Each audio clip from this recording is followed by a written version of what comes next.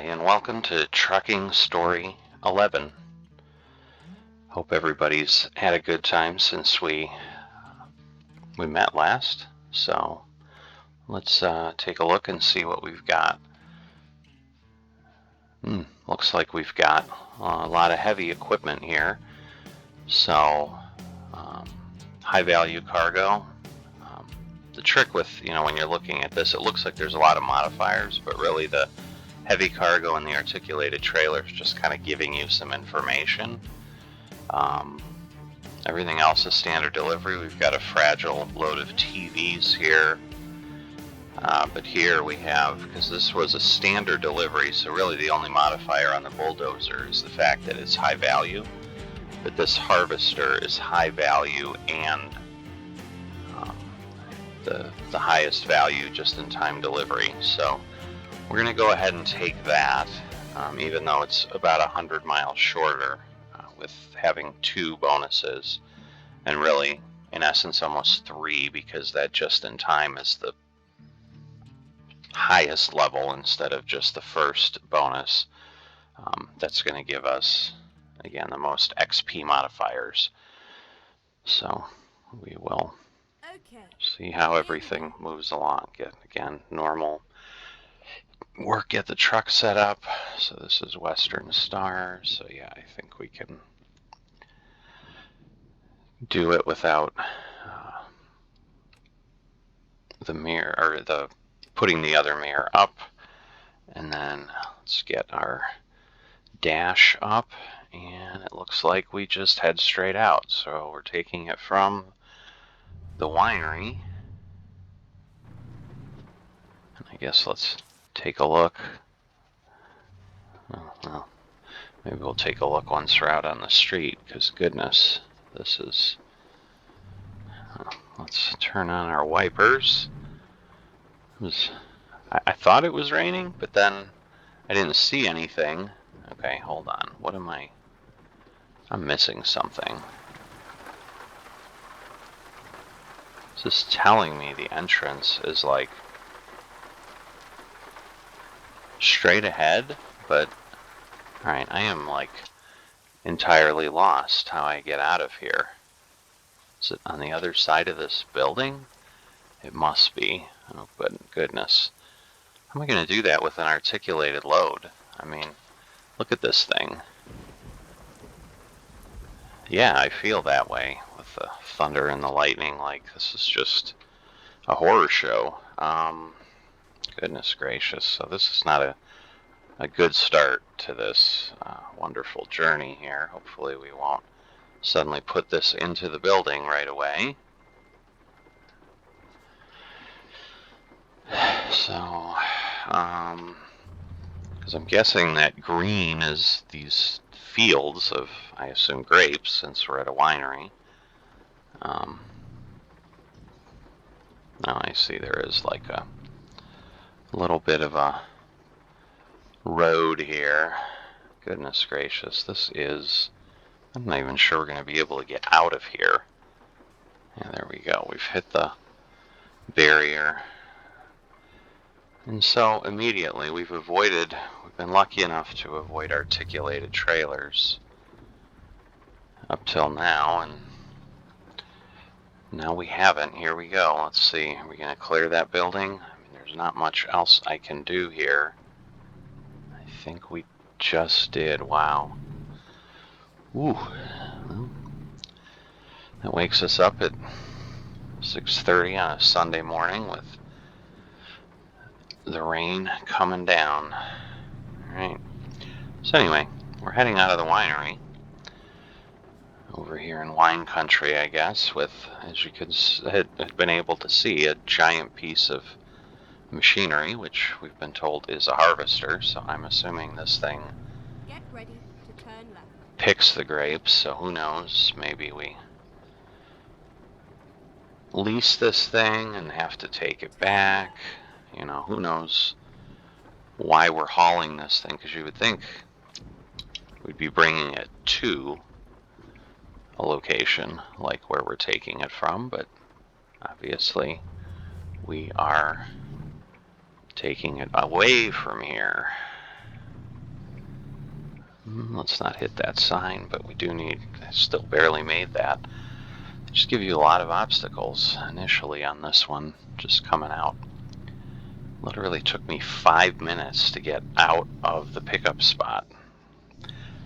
Again, I'm sure this is a reflection of reality sometimes, where you're just given a really challenging pickup, just like we've seen potentially some challenging drop-offs. So nice blue skies pretty quickly as we pull away, so that's good. At least we put that behind us. Turn left. Whoops, turn left. I really don't know where we're at, which is okay, but we've discovered these roads before, so we've clearly been through here before that group of cars gets here. Let's get on out on the road. Gas is at about 3/4. Obviously we're starting with fresh rest, so it looks like we pulled into that rest area when we came through here because we didn't discover this segment of road. Came out the back. So we'll finish that little piece off. There we go. So the only thing we're missing is that gas station that we're way too large to pull into with this thing. And we are on our way. So let's get our friend the Cruise active here. Oops, I think that had me at 50. That has me at 60. Yeah, the Western Star is a little more challenging to see the cruise indicator per se, but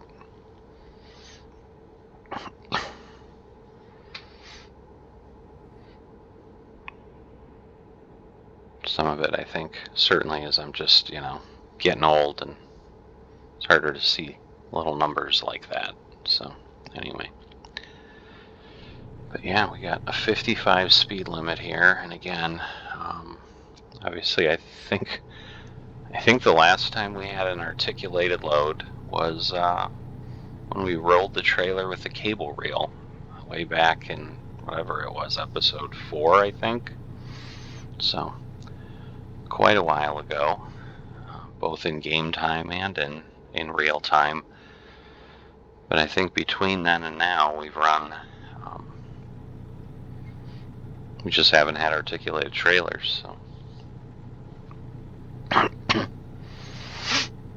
Got the sun shining through, so we've gone in an hour from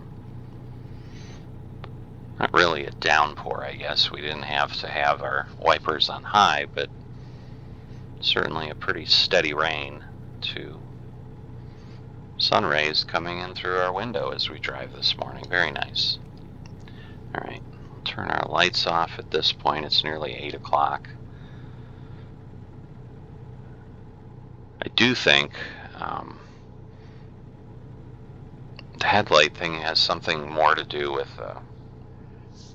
brightness of where you're at, which would make sense, because if you're not visible or if the officer giving you the violation feels you aren't visible, obviously it's their prerogative to say, we're giving you a ticket here for this, because I do believe I had been flagged for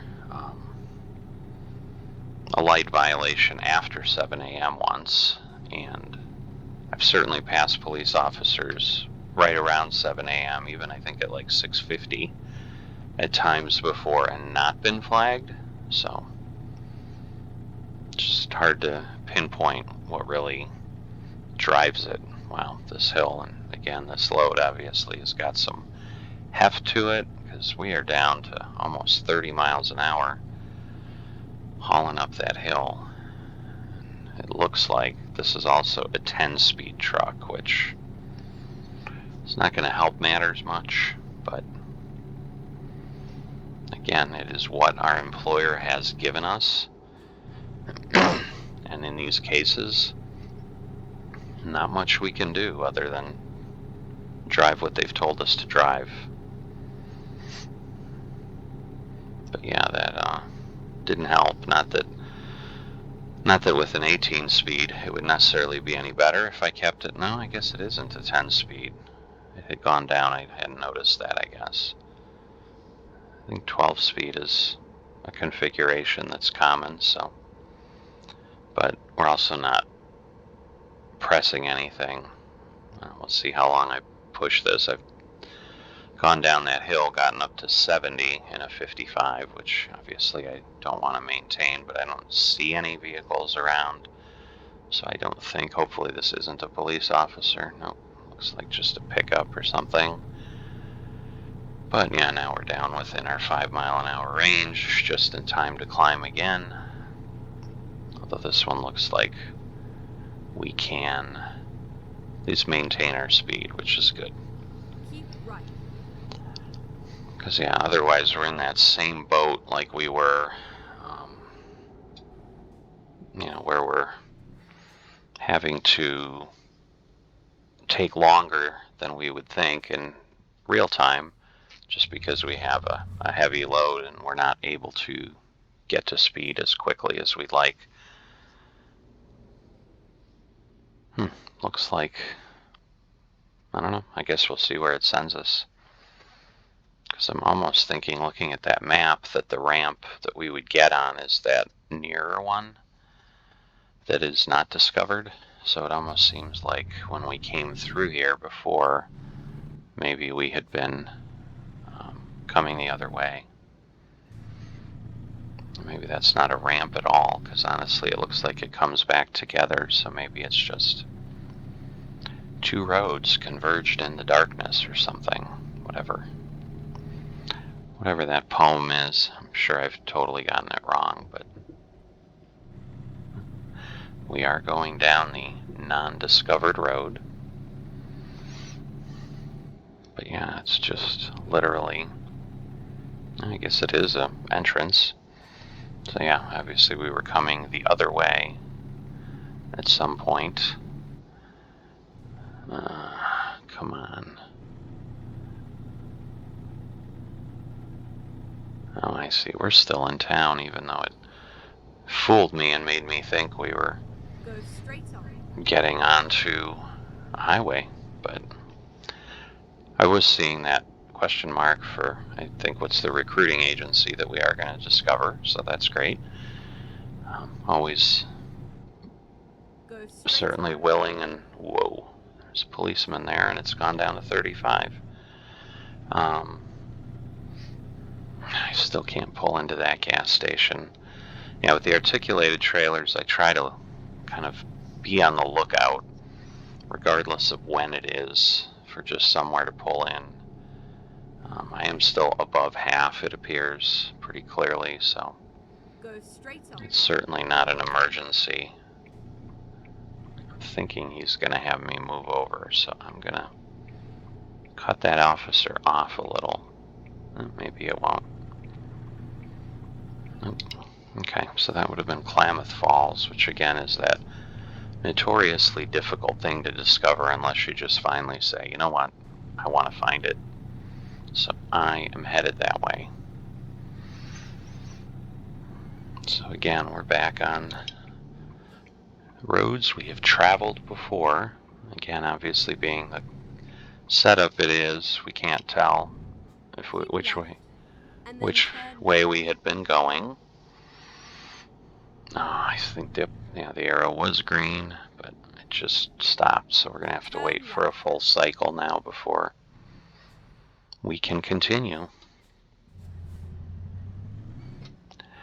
But overall, I will say this point certainly has had us moving along for a little while without getting to any interstates for, at this point coming on 15 minutes, of course, 5 or 6 of which we spent just getting out of the winery.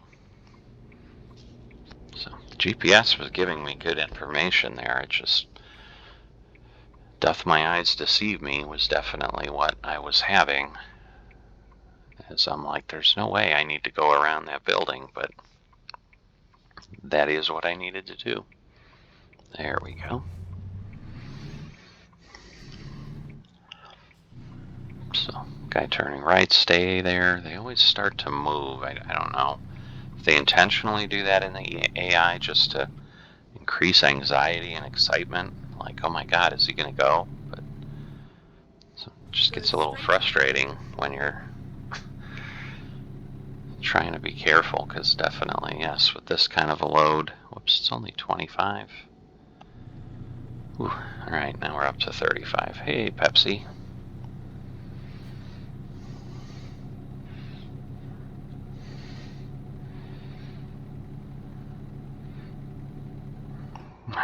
Also way too fast again. Yeah, clearly we've gone through here, but this is just in my head, not a space that I recall at all, because I was once again like, oh, all right, we're out of town. Speeds will pick up. I've just had my foot on the gas, and suddenly I'm like, oh, I'm 10 miles over. If a cop sees me, he's going to flag me down. And here's a Centex building site, which could be a delivery point. And then we've got, what, a Walmart? Probably, yeah, a Walmart distribution center. Is what my guess is that other item. It's down that road. We're not going to go look. Because frankly, it doesn't matter, but I'm pretty sure it's Walmart. Alright, now it looks like we're finally going, except this guy just is not. Come on, it's 45, sir. And now it's 60. So I think that's an older car. It's hard to tell for certain. I mean, yeah, it's gotta be, but that is a body style I'm not that familiar with.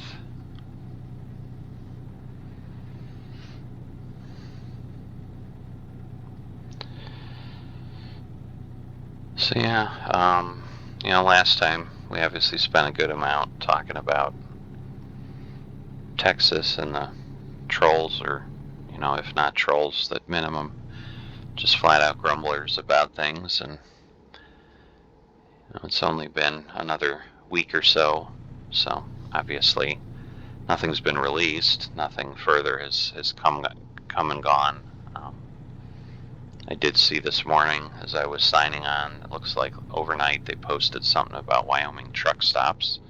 So I'll take a look at that later. And I'm sure there may be some large fancy truck stop, because in the U.S. here, sometimes they're, I don't know, unless you're a trucker, I think, giving them the thing is they're a destination unto themselves is probably more than it would be to say accurately, because obviously a family's not like, hey, we're going to go to Billy Bob's truck stop for vacation this year. You might stop on the way. I mean, trucker doesn't go there either to do whatever, but certainly if you're running by some of those larger ones, just because of the services they offer and the size, it can become, hey, I'm passing by, I'm definitely going to make sure I stop and eat a meal, get a shower, whatever it is at Billy Bob's. Or, I think another big one I've seen on documentaries and stuff is Javits or something. I can't remember where any of these are, but so I'm wondering if Wyoming has a destination truck stop, and that's why they're calling it out. Or maybe for every state they do that, because this is really the first state release I've lived through as a American Truck Simulator player.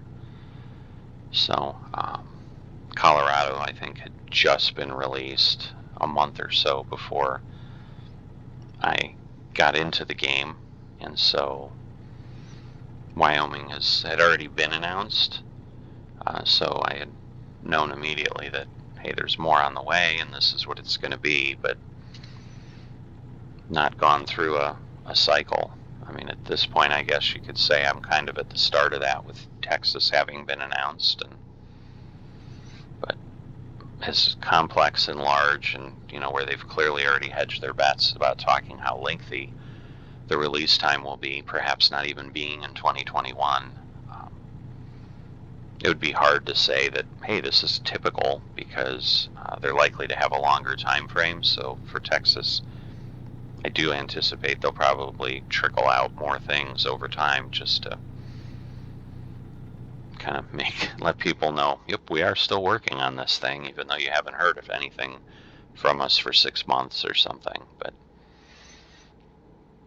now the good news, I'm still crossing my fingers and getting a little excited that, because they've done Wyoming Industries. Now I think this is Wyoming Truck Stops, so I'm hoping as we get to this point, not sure where I need to go here. I guess straight.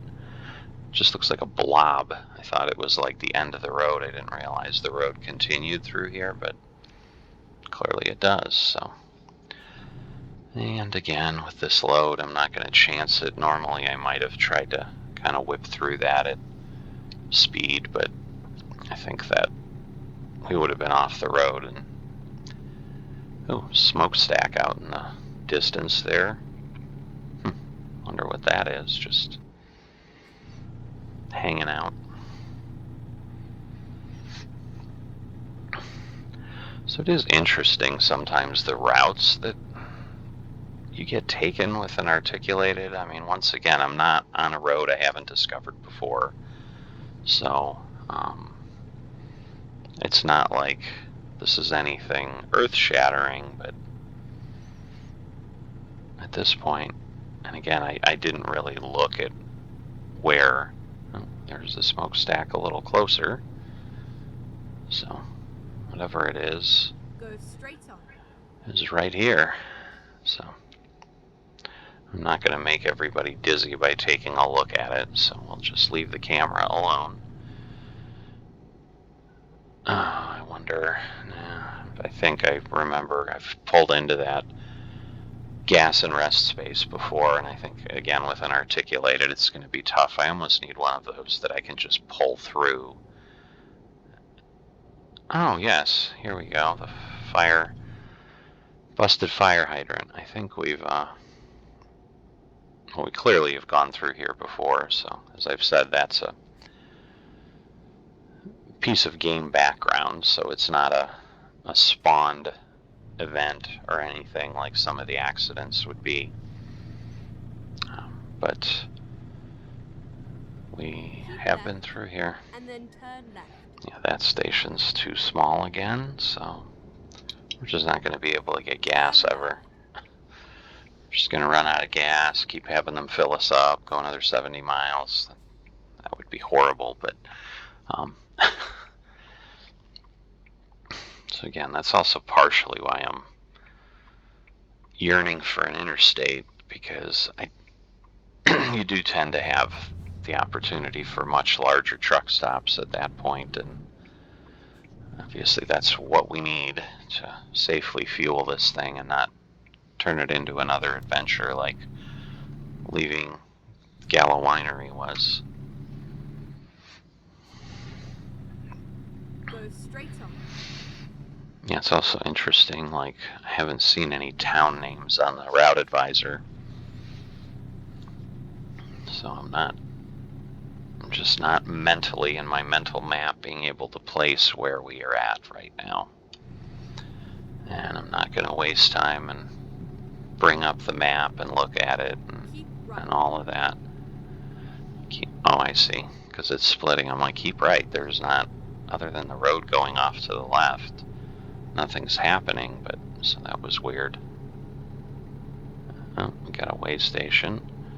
And again, alright, we do have to stop, but we're also, oh, interesting. Well, I've been through here, probably going the other direction. This is going to be interesting. I think we're good. I guess we'll find out. We're committed now, because fixing it would be a nightmare. It's only an 87,000 pound load, so it's a little heavy, but it's certainly not. Tanker, maybe probably with some butane or something. Usually I've found those thin tankers They don't tend to actually be like diesel or come to think of it, I don't know that I've seen gasoline being transported. But I've definitely seen diesel as an option to run. But anyway, yeah, when I've had the thinner trailers, that tends to be the gases for the most part, or the flammable solids, I think, might also sometimes be transported in those.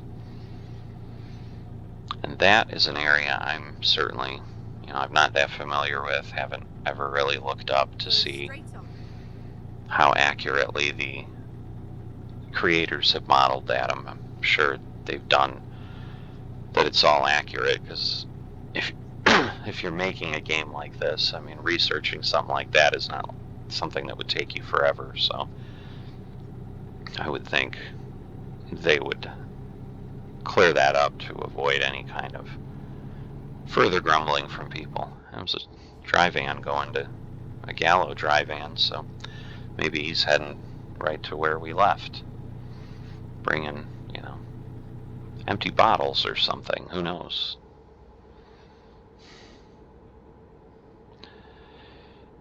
Alright. Oh, down to 45. Let's at least slow down. See what we can do, because... Oh yeah, because with the trucks coming the other way, again, we're going to have a disaster otherwise.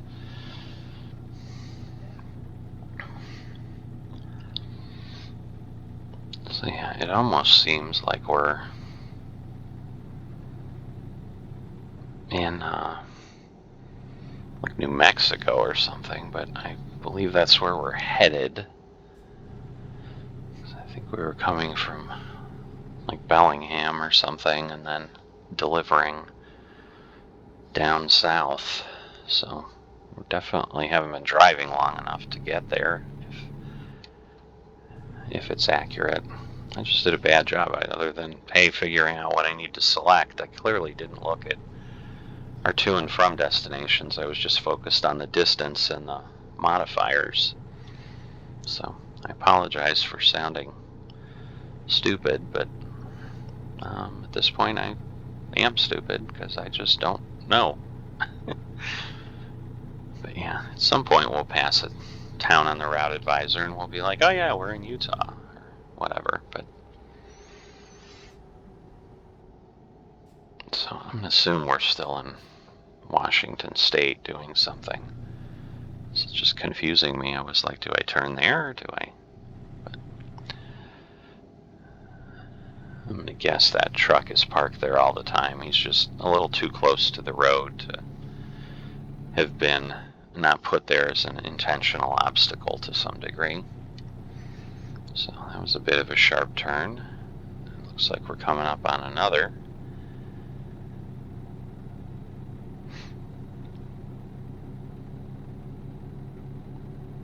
So yeah, the other item that came out this week in between is they did an in-depth, what they called under the hood look at the new lighting system. And while I'm certainly have never done graphic development to that level that you'd be doing on something like this, so I definitely didn't follow a lot of the technical jargon, but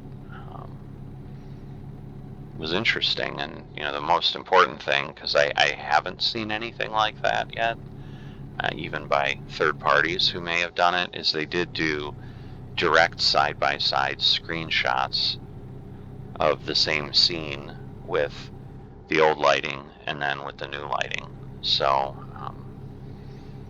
even though I had tried the beta for about a week and a half, I think I ran 10 loads. I started a new profile and whatever, so similar to how Trucking Stories started, where you do a lot of really quick runs, but definitely did enough things to get some variety. No way. If the gas was on this side of that island, yeah, it might have been an option, but there's no way I'm getting in there without taking out the entire gas station with this thing.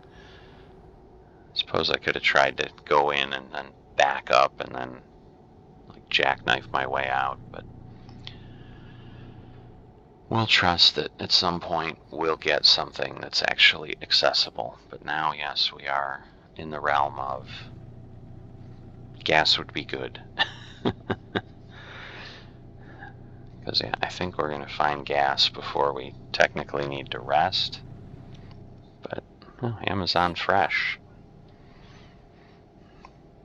Yep, I was 6 over. I'm glad I didn't get flagged by a speed camera or something heading out of town. Alright, speed has gone up again. Alright, but clearly we came in the other way because we just discovered this side of the road through town. And then again, that little turnaround is left undiscovered, which is again, at some point in my life will become a point of frustration. Like, why was this little piece? You know, it's a segment of road you'll never actually take in the game, but I get for continuity and realism here. It would be kind of ridiculous to not let you drive it. You know, it's not like it's an entire exit or something that, hey, you can't go down this long way like we're coming up to at this corner here. Archer Daniels Midland ADM. Get ready to turn left. Looks like a farm or something. So yeah, they're a agriculture company. Typically, I think they do seed mixtures. That was like a full tanker, like a fuel tanker versus the gas in the solids. Oh, I don't know that I recall one of these hanging lights. Again, they're absolutely whoop, I guess I hit the brake too long. Yeah, that's not what I really want, because again, it starts to limit my ability to cut over, because then suddenly I clip the front of that guy's car who insisted on stopping when I was more than happy to wait for them to go by. Train? Yeah. I think that's yep, well now I see the sign. Definitely a railroad crossing. Oh, please let us get through. I'd prefer not to have to stop again and start from 0. Alright, I think we're good. Yep. There we go. And reduce speed ahead. So we'll see. Does it let us go straight, or is it going to have us take that jog through town? And then turn right. Interesting. That would seem, again, with the articulated trailer to be, unless maybe that road doesn't go where I think it goes, or how it goes, so, but right now it seems like it does, so. Ontario, alright, so we're getting near Idaho. Keep left, and then turn left. Just seems there would be an easier way to get to Ontario than the way it took us, but maybe not.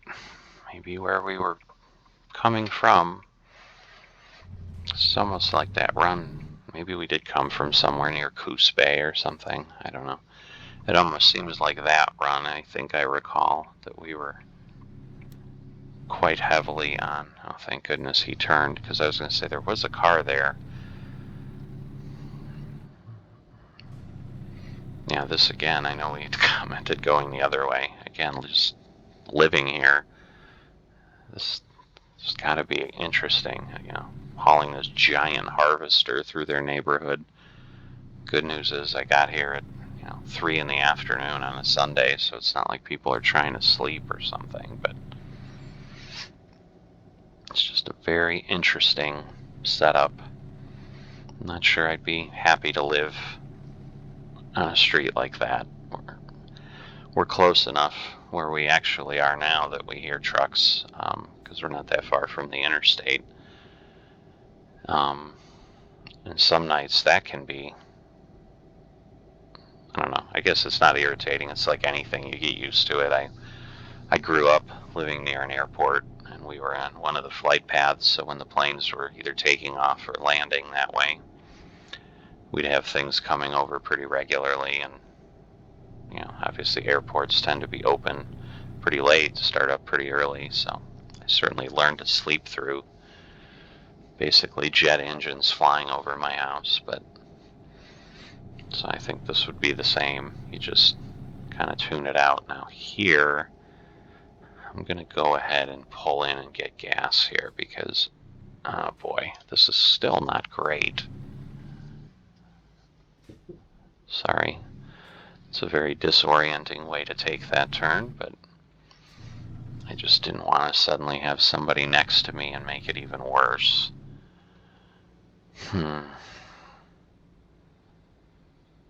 Yeah, see if I... Oh, goodness. Yeah, this is such a pain. I'm thinking I would have been able to... No, not really. I was going to say I could probably come at a better angle if I came the other way, but I really can't. And I don't think I'm going to be able to... I don't know that I can straighten this out. But backing up is going to be messy, so I'm going to try... God, this... I might get hung up, but... Yeah, this is not a very big tank either.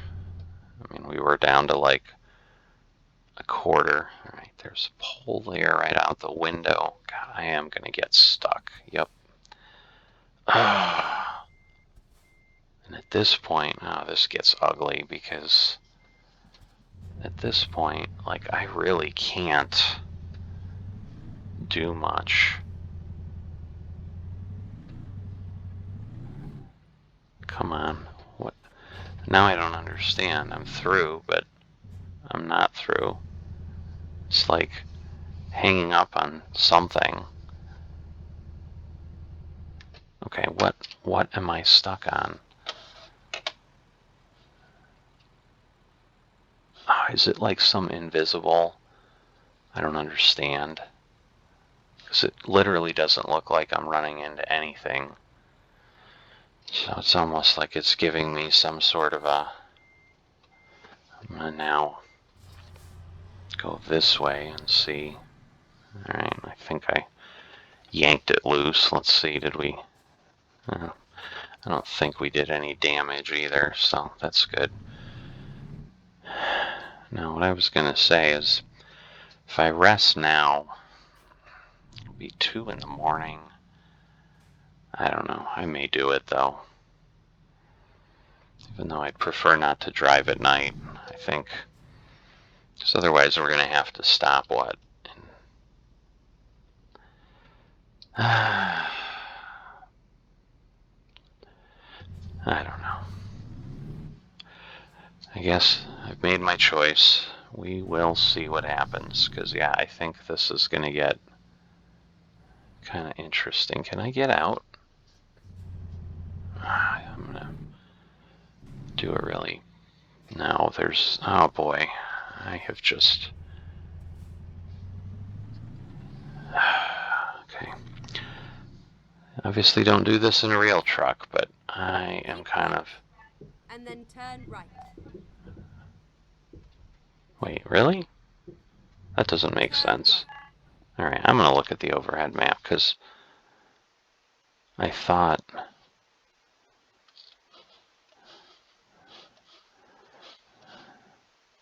No, I want to turn left. What is it talking about? I think it's just because I'm coming out of a totally ridiculous area.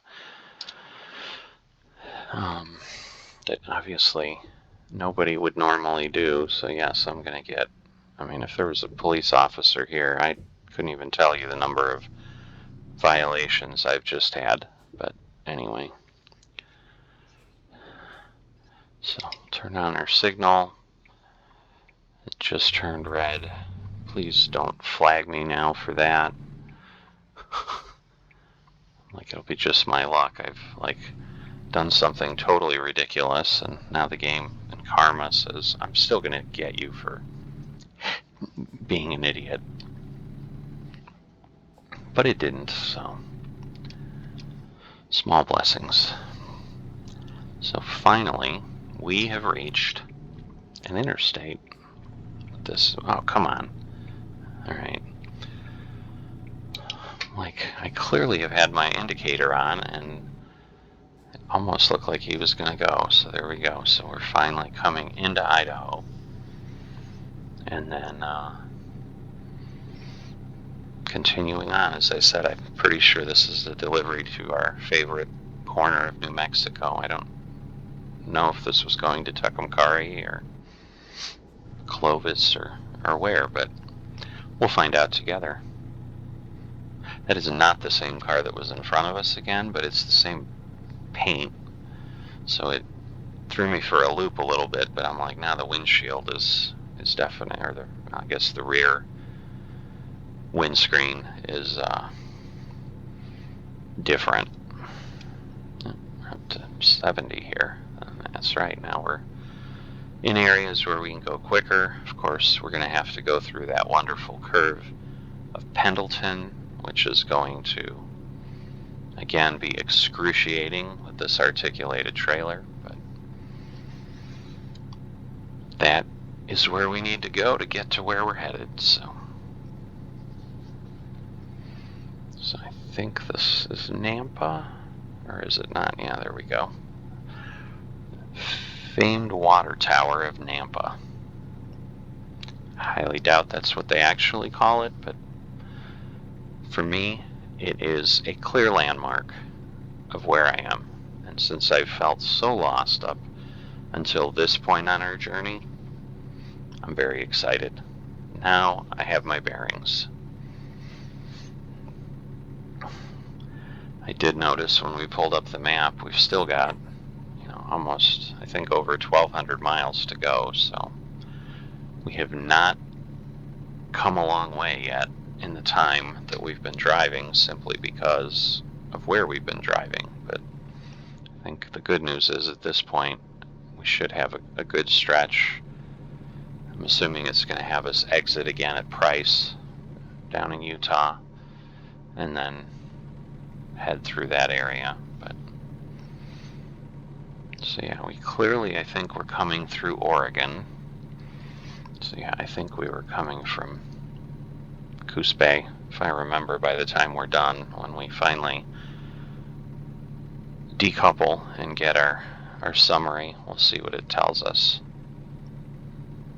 See, and now I'm going to regret having not stopped, because I think, I'm almost thinking we're going to have to stop at Pendleton. I don't know. We may stop early somewhere, because that I could have certainly done. I prefer a large rest plaza like that. A little bit of a hiccup here. Hopefully not a sign of things to come. But once again, we've got the center guardrail. This is, we're entering that stretch that is notorious for challenges in loading all the graphic components. So I am not surprised. There is a rest area here. I may, you know what, I'm not going to tempt fate again. I am going to pull off here and rest, because otherwise, time-wise, I'm just, again, quickly doing this in my head. I think we would end up trying to pull into that rest area at the top of the pass after Pendleton, and Go straight on. again, in an articulated trailer, that is just going to be a disaster. So,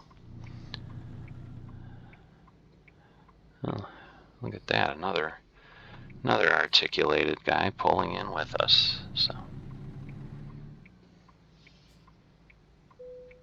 that was nice. All right, don't want to pull too far, then I'm going to have to play backup just because I'm trying to really park, but we won't do that. Get some rest. And now at least, it is 3 a.m., but it's not 1 a.m. like it would have been if we had stopped initially. So about an hour and a half or so from first light might be a bit much, because it should be relatively bright. We're getting pretty bright in the game here at 4:30, but 4:45, but I guess we'll see.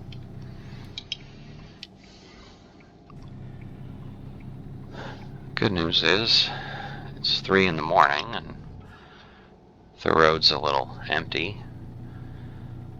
I was going to say, I don't think we'll be lucky enough to get to that pass after Pendleton before sunrise. I don't think we're too far away for us to get there that quickly. Because, we haven't even hit, I guess we are in Boise, but still we got to get past Twin Falls and then head on. Oh wait, we're not going through Pendleton. We're already past that. Ontario is... Okay.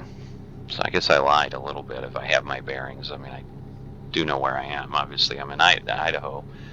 But yeah, the pass is behind us now. So anyway, didn't hurt to stop. Obviously, it'll unfortunately kind of keep us for the rest of the legs heading this way, but we have now kind of committed ourselves, and because of duty cycles, I'm not really going to have much of a choice, and given that this is a urgent delivery, I'm not going to have the option to do 2 rests in a row, which would take 20 hours off of that 51 hours we have remaining. Yeah, so we are committed to some night driving here, or early morning driving, but that's all right. Haven't done that in a while either, so we'll call this the retro episode. Hauling in articulated and hauling in the dark. 2 things we've avoided for quite a while here on Trucking Story, but they've come together now to give us the excitement we're living in. Did I say that with enough gravitas and excitement to make you feel the tension? I will say, with an articulated talk about tension, yeah, there's a little bit of posterior clenching here going around the turns. Yeah, this is that stretch now. We've got another rest area right away. It's like, so this is a good spot to stop. The good news too was that was a rest area I had not pulled in. Helps us with continued discovery of the landscape. So good things to know and do once in a while. So yeah, now I think, ooh, that is a weird bright set. Oh, did he just flash his thank you lights? I don't know that oh no, he's hitting the brake because he's going to be exiting, I'm assuming, here. I'm like, I've never seen them do that, even though, yeah, in real life. And again, this is something I don't know, since I brought it up. For those of you who might be like, what is he talking about? I'll go ahead and explain it so that I'm not that guy who uses things you don't understand and then doesn't tell you. So I'm not sure if they do this in Europe, but the marker lights, or truckers sometimes call them thank you lights. When you're traveling in the dark like this, it's sometimes hard for truckers to tell if they're really clear. It's a little easier in the daytime using your mirrors to know that you can merge back in.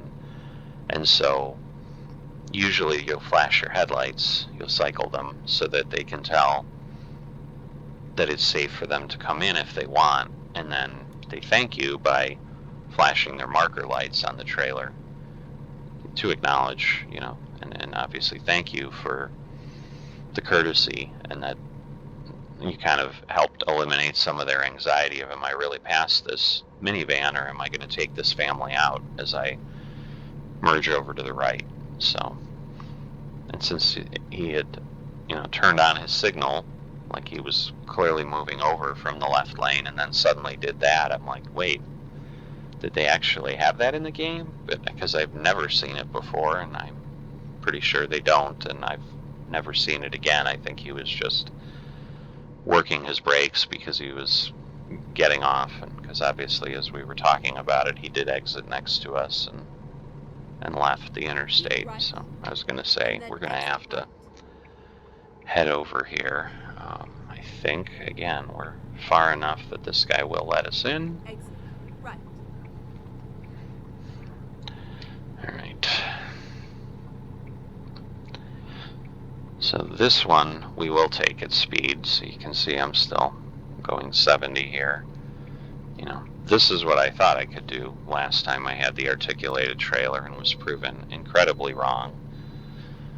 But this one I've traveled many, many a time. But we don't have to go in. We finally get to discover this piece of interstate. I'm so excited. Because on the other side, we've had the opposite. We've gotten to go through the interstate, but haven't gotten pulled in. But this was a stretch that we've traveled quite a bit and had to pull in every time. So finally glad to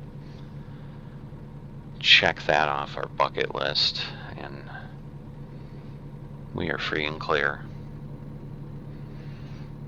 Now, I'm hopeful that we get, a segment of bypassing the way stations. That would be great. I was actually, running on a different profile earlier this week, and I'm still mid-trip, as opposed to here where I'm providing videos for you and I'm doing these runs all in one sitting, which is part of why I've only committed to doing these at most weekly, because I don't usually have 2 to 3 hours during the week where I know I can take the time in one sitting. So I'm doing shorter segments. So I'm not done with that run yet, but as I've taken off, my first 3 way stations, I've bypassed all of them. So I've literally had 0% pull-in rate on that.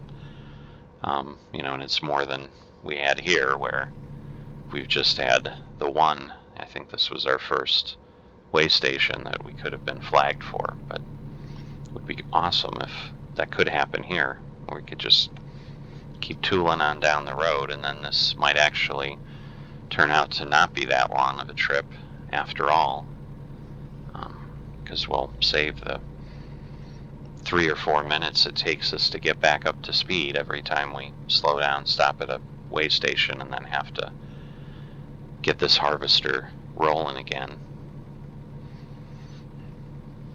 Well, there we go. So about 2 hours later, and now we're in pretty good shape as far as daylight. But as we said, usually around, there we go, entering Utah. So as I've said before, usually around 7 is kind of when I start to target. Okay, it's bright enough, I can turn my headlights off. They won't flag me down, but as I said, I think I've had one where it was like 7:30 or something, and it totally surprised me because that was the latest I've ever been given a headlight violation. So, but then taking a quick look around in the environment, it was kind of like this, where it was still dark, and so I do think it's more of a, what's the lighting level at, which obviously, the game can test pretty easily because it's creating the lighting, so it knows what lighting level it's at, and then, as opposed to what time it is. And I think it was one of those that I had just crossed a time zone, and so, I think it had basically just flipped an hour on the clock, and I'm like, oh, I'm good, and so technically it probably was really like 6:30 instead of 7:30 as far as lighting, because it had literally just flipped. But all right. So the good news is now we are out of really the heavy mountains now that we're down here in Utah. So getting up to like 85 here, which is what I'm trying to do, is at least not completely insane, and then I have to mash the brake. But obviously there are a few challenging turns, again, especially if it has us get off at price. He's not gonna pass this cement truck. He might, because he just hit his brakes because he's getting off. Move over. Thank you. Like, I really... Oh, here we go. Number 2. And so much for that. So I got past him, and now I immediately get to let him go past me because my luck has run out. Reroute. Not entirely unexpected, but once again, as you can see, this is a 100% pull-in at this point. On either side, we've not discovered the interstate outside this place because they just like to check us out here. But it is, instead of a way station, even though that's what it is, you may have seen the signs at port of entry. So you do have those locations marked that way in certain states. And I do think, logically, once again, it may be a bit much to think the game took all that into consideration, but you would think logically, just with that name, that it would be almost 100% flag rate, because they really are trying to just make sure that certain things don't go into the states that they don't want in there. So it's typical for things like Florida definitely has them because they do have things that they like to restrict from coming into the state, just because they don't want, obviously they're pretty reliant economically for things like oranges and certain crops that are pretty fragile. And so they try to, obviously avoid certain things being imported where they might get, pests and items that could be harmful to the plants and suddenly, devastate their orange crop or something if they got into the state. So it's states like that that tend to have, port of entries because they're looking for more than just the weight. So, normally then, with a truck, they'd be looking at our shipping manifest or bill of lading and see, what it is exactly we're hauling and just make sure that, they're okay and we're following whatever requirements the state has. I was going to say I need to slow down on my cruise, so got it just in time before we got over 75, which is now where we need to be with this. So I was going to say, hopefully both of those guys truly stay in there and exit, but we'll see. All right. I've never seen them cut over, but again, it almost like driving in real life. I definitely don't want to just assume that everything's going to run perfectly, because we've certainly seen how the AI does much less than perfect here. Keep left.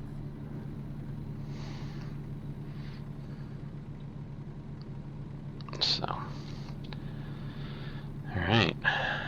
I'm going to leave the lights on a little bit longer. We are at 7:10, but we've still got a bit more lengthy shadows than I would like, and right now I've been pretty good at not having any violations. Oh, this guy looks like I guess he's not stopped, but he's definitely slower, and then it looked like the guy on the left was coming over. This is just a disaster for me through here right now.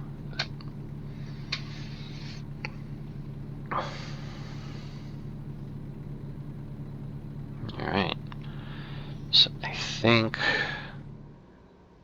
we're through Salt Lake, and that would mean we're getting close to where I assume they're going to have us exit at Price. So I think we've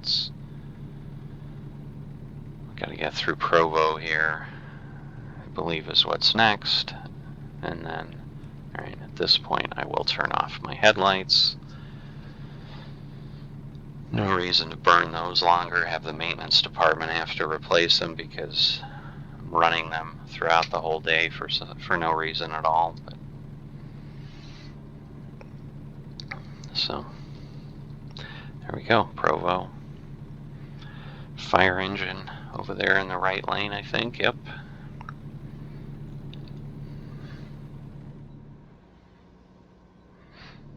So, I was going to say, and I think we have like, the next exit at the south end here is like 10,700 or something is the name of the road, where the other one was 800 on the north end of town there. There's that large building, so that Keep right little and then exit right. delay again is normal, and there we go. Keep right and exit right. So Exit right. exactly where I thought she would take us, and as you can see, the road untraveled ahead of us there. So someday maybe we'll break out of our mode of just plowing along and making the most XP we possibly can and start exploring other areas. Glad we got that light. Glad it was there. Our last, that one time we were loading so slowly, we got a red light violation and the light wasn't even present. So it's like, we didn't know because it literally wasn't visible. But so 8 a.m. in Provo as we get off the interstate, and now I believe almost all of the rest of the trip is once again on secondary roads. All Go right. straight on. So I'll just take my small blessings where I can. If I don't have to stop like that, that is awesome. So thank you for the light fairies that helped that happen. And then there's that one more here, so we'll see. It is green. Is it going to stay green? Yes. All right. Because yes, at this point, there it goes, turning right there. But we are through. Keep right. I'm going to have to let him go. Come on, I know, I'm right on you. Oh, goodness. Get over to the left. That was terrible. That's the stuff I hate with the AI. It's like it intentionally causes... Again, I'm having to start from 0 miles an hour just because he didn't pull into the left lane that was clearly there for him. So it's almost like the logic for the AI to say, this is what I need to do. Like there's like way too much logic for it to think through that it can't flow smoothly. It's like it gets to that left turn lane and then it's like, all right, how am I supposed to drive? But, and again, this is a bit of an uphill now out of Provo. So, I mean, it just, everything's against us, where otherwise, yeah, we would have been clipping along at 60 miles an hour, and instead we're going to have to make up for stupid AI, but oh well. It's either that or have our first violation of the trip, so I'm still crossing my fingers that we'll be able to deliver this fully unscathed. And nothing for that other than bragging rights and just the satisfaction of a job well done. But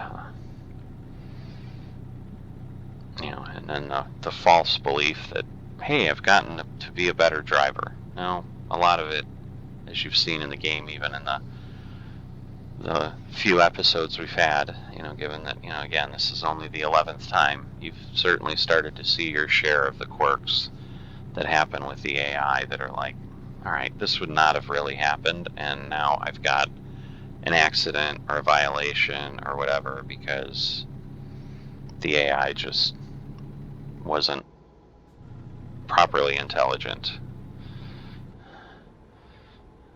All right. Now these are a little sharper, so I'm not going to let the downhill get me up to 75 or whatever and then come up to this turn. That would be a disaster. Because this one is sufficiently sharp that I always wonder that fog. I mean, because it looks like there's just a mine down there. Which again, there is a road, so I've but I've never headed down that way that I'm aware of, at least. There's always that cloud. I assume it's just a cloud of dust from the mine, but it's hard to tell the difference, like between like water vapor, like if you were coming up on falls, and given that there is a bit of hilliness here. All right, so we buy. This happened here again. Where I thought I got beeped at. There was that sound again. It's just really strange. I don't know. Whatever it is, I guess it doesn't matter. I'm just doing my job, moving along here.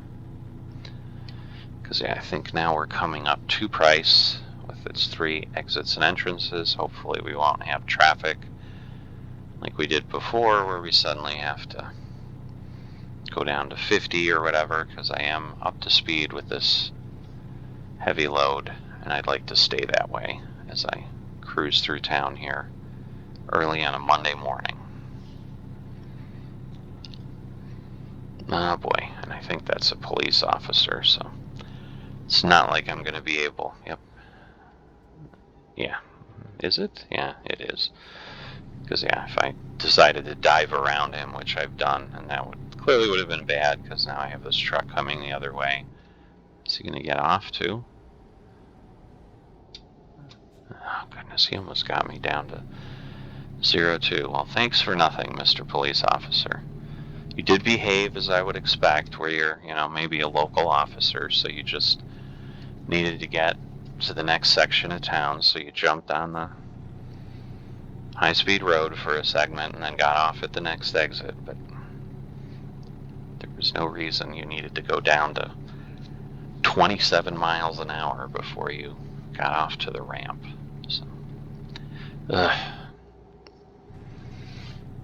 we'll see where this one ends up. And again, since I had the split video, because we got cut off at 2 hours, we have never had an episode that got past 2 hours, so I haven't honestly tested whether what I changed really changed. But if for some reason this does get to 2 hours, which I'm beginning to think it definitely will, and it cuts off, we might have 2 segments again, but we're still about only halfway there, so we'll see. And we might get there just before again, so we'll see what happens. I think I'm at 75 on my cruise. Yep, I was. So again, caught it just in time, just as it was hitting 70. Because I'm like, yeah, again, it's unsafe to go that fast here. Hence why the speed limit is what it is. But as I say that, we'll probably get to 75 going down this hill with this load, and the fact that obviously this truck doesn't have a retarder. Well, 77. So yes, coming up on that bus pretty quickly, and we're probably going to have to hit our brakes. It's probably not going that fast, but we shall see, because yeah, I don't think there's anywhere for him to exit anytime soon here, so unless we get lucky and hit a passing zone at the right moment, because it's virtually impossible with a load this heavy if I have to slow down behind him to then get up to enough speed to pass without, just not having, and this is, yeah, I think now we get onto an interstate or something, because this is the segment where the road basically ends and you've got to go left or right. Yep, so. Which also, we had a good amount of traffic coming the other way as it was. I was going to say it was almost never traffic free, which makes sense, because obviously they've just gotten off the interstate going the other way. Clearly a lot more traffic in those areas than you would hit out in the desert otherwise. All right. And then this is the segment, assuming we're following the same track, where there is a light car back there. Wow, hard to see him. Or again, it's 80, but again, with a load this heavy, we're not going to get anywhere near that before then we're asked to take off again, and I think then we're headed down toward Farmington.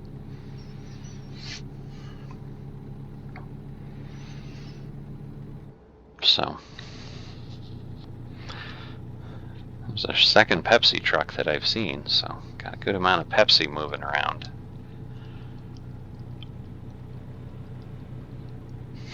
I apologize, not sure you guys heard that, but that was a real yawn for me, so I tried to keep it sound free, but sometimes microphones are a little more sensitive than you think, so Keep right, and then exit right.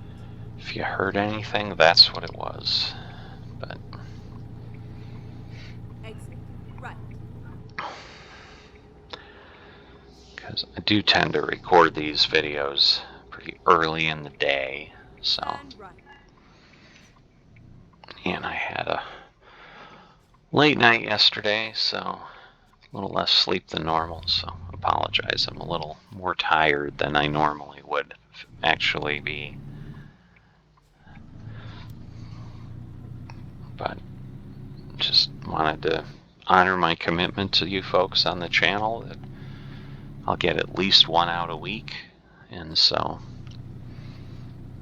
toughed it out and said we're going to go hauling again, doing our simulation of the trucking life. You know, it is time to haul, and sometimes you have to do it when you're not feeling fully rested, but I wasn't coming off another run and dealing with duty cycles, so it just is what it is. But anyway, trying too hard to make that fit into the sim, so I'll stop there. And then we've got that tight turn coming up here that again we're definitely going to slow down for with this load, because it's I think a 35 or a 25, but you can usually take it at this speed. Alright, survive that.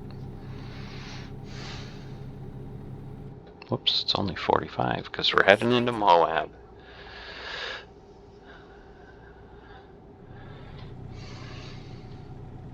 Tight bridge, but luckily nobody here with us this time. It's again with that harvester. This would be a tight squeeze. I really should have done a better job taking a look at that. Otherwise, again, I would have created myself an accident that I didn't need to do. Frac tank ahead of us. Best Buy. Lots of different stuff getting through Moab this lunch hour. Or it looks like we're below half in gas again. That gas station reminded me that it's been a while since we've filled up, but again, we did take off at 3:30 this morning, so we have been driving for 8 hours, and we had continued a bit after we had filled up, if you recall, to then get to the rest area. So we've probably been driving a good 10, 11 hours on this tank of gas, so that's pretty reasonable as far as what we should hope for, best case. So get a couple, 12 hours. Because again, as we've seen, the goal is always try to get a full duty cycle of just, hey, I get to drive, and then I can stop for gas and rest at the same time at the end of the shift. But it may be a bit much, given that, again, we didn't fuel and rest at the same time on the top end of this. I may not be able to do that on the bottom end, but then given that we're driving at night, to avoid multiple stops again, if I have to get gas before we get to 3 o'clock or 4 o'clock, where we're going to be in the yawning rest window of the game as opposed to my actual yawning, we will just stop, and then if it's midnight or 1 a.m. that we take off again, it'll be what it'll be. Because again, this is kind of what happens with an urgent delivery.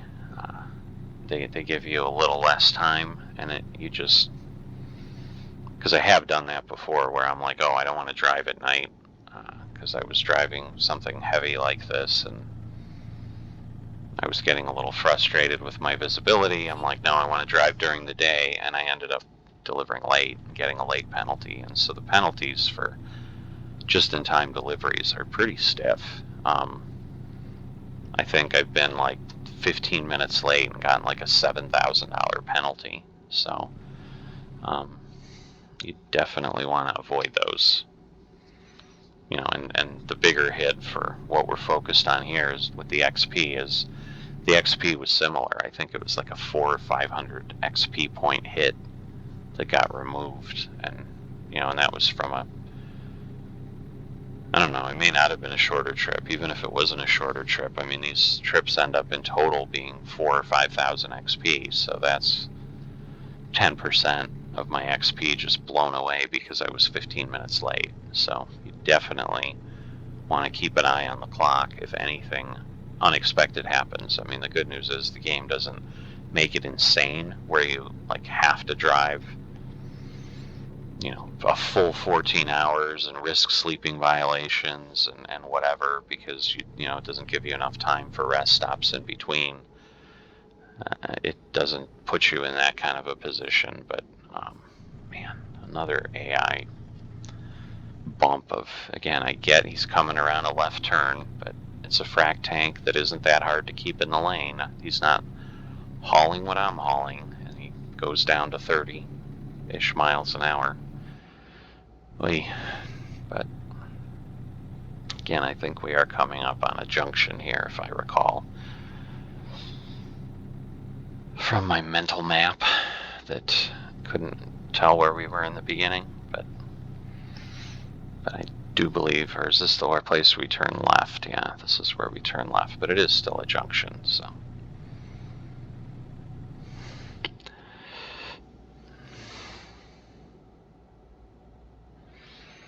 So yeah, this is where we're going to be heading toward Durango and basically doing that corner of Colorado.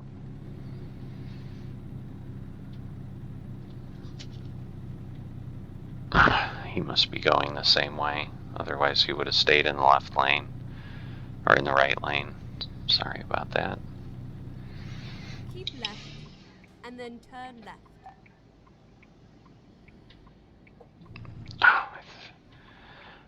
Turn left. I don't know. I thought it was the left turn lane was like, oh darn, we just missed the green, but we didn't. And I guess I was proven a liar. He's continuing, so it's just a jerk moving over into the left lane, because I definitely think I was coming up on him and moving faster than he was, but then obviously had to slow down when he cut in front of me.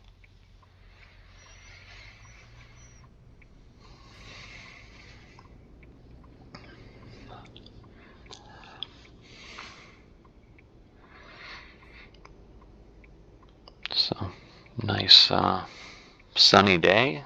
It's turned out to not be too bad of a run after starting out in that steady rain, although the rain doesn't seem to last very long. I honestly don't know, too, if the rain probability indicator being, kind of down, which is, again, where it's set at the default. But being where it is, I don't know if that also affects the duration of the rain, because I can't say I've had rain for terribly long periods of time.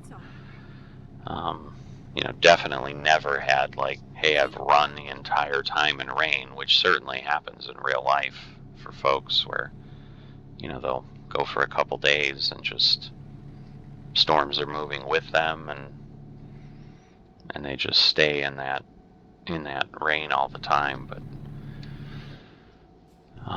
But I think it's never been more than like 10 or 15 minutes of real time that it's rained before it clears up. So it's possible it's doing that kind of calculation regularly as it's going, like, is it raining, is it raining, is it raining? And with the probability being set low, that it very quickly decides, no, it's not raining. So, although, I don't know.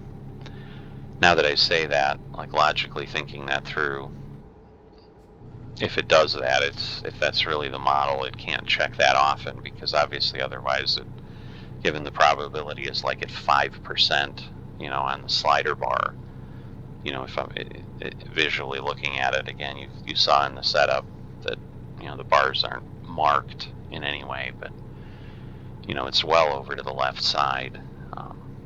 It would rain for like a second, and then in the next frame it wouldn't be raining, so it obviously isn't a constant cycle check like that. But so maybe it's simply nothing more than, hey, it's raining, and then it picks some random amount of time that it's going to rain, and then everything then runs along to make it stop when it's determined it's going to stop. It's the computer god, or the program god, handling the weather. So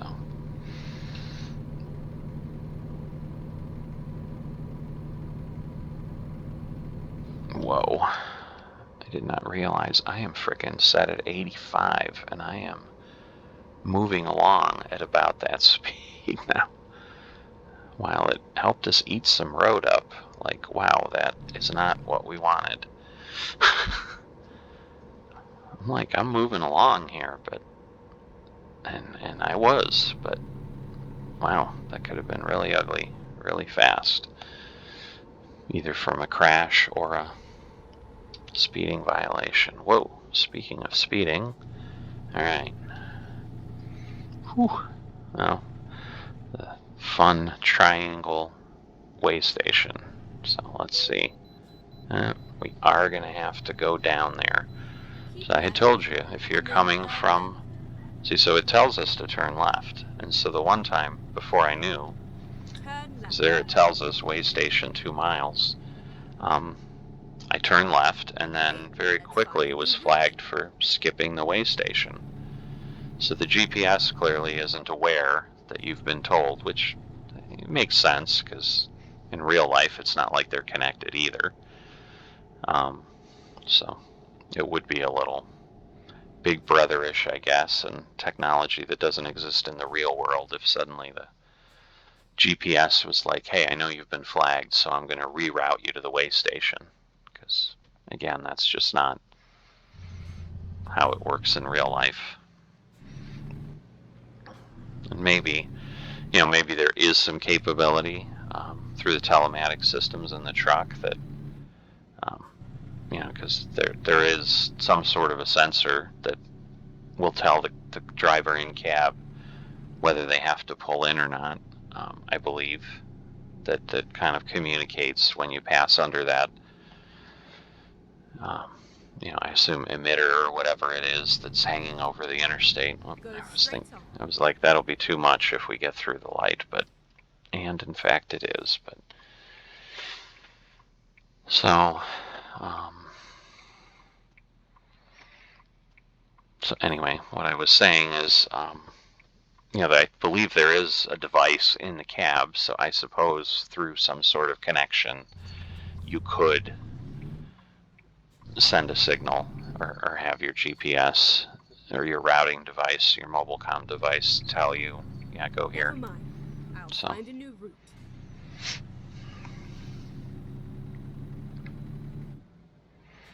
Get ready to turn left.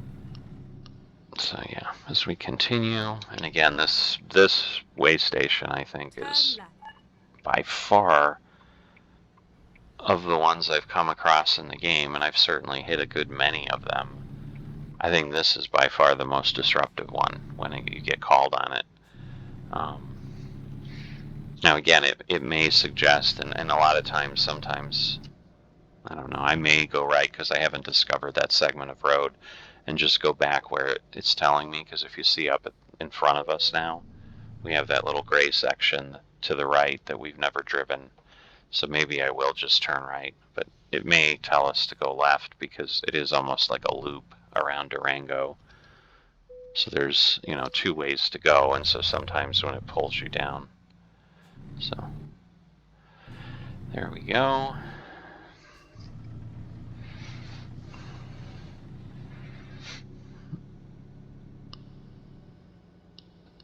Because, yeah, you can really go left or right and still make it. And so a lot of times when it pulls you down here to the way station, it will tell you to go to the left when we come out of the road here.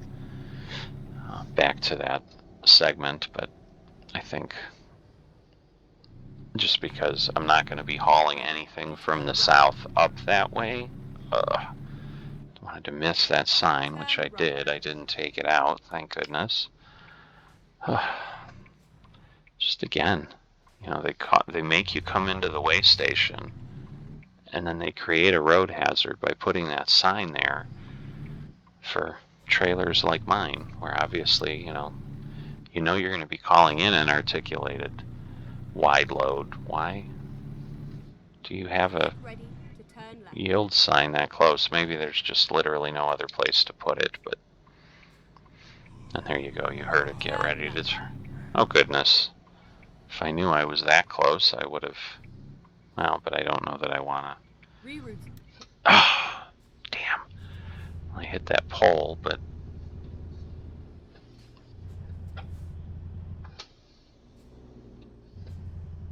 Alright, I think I'm going to free it up. It didn't give me any damage. Yeah, I think we're just experiencing the normal wear and tear because the tractor and the trailer are the same. So the percent wear includes tires. Right. And then turn right.